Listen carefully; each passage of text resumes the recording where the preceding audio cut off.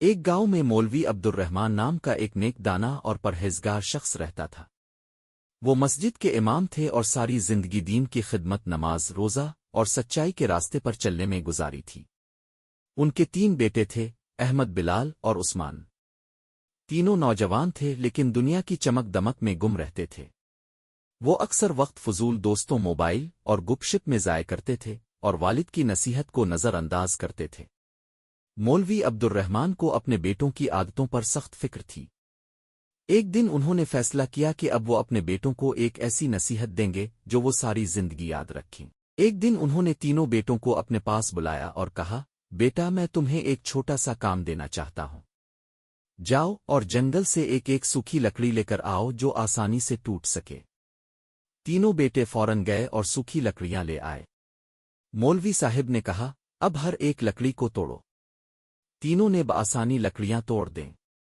پھر مولوی صاحب نے کہا، اب میں تمہیں 3 لکڑیاں دیتا ہوں، انہیں ایک ساتھ باندھو اور اب توڑنے کی کوشش کرو۔ سب نے کوشش کی لیکن لکڑیاں نہیں ٹوٹیں۔ مولوی عبدالرحمن مسکرائے اور کہا، بیٹو، جب تم الگ الگ رہو گے دنیا کے مسائل، گناہ اور برے لوگ تمہیں توڑ دیں گے جیسے ایک لکڑی ٹوٹ گئی، مگر جب تم آپس میں محبت، اتفاق اور دین کے راستے پر چلنے والے بنو گے تو کوئی تمہیں نقصان نہیں دے سکے گا۔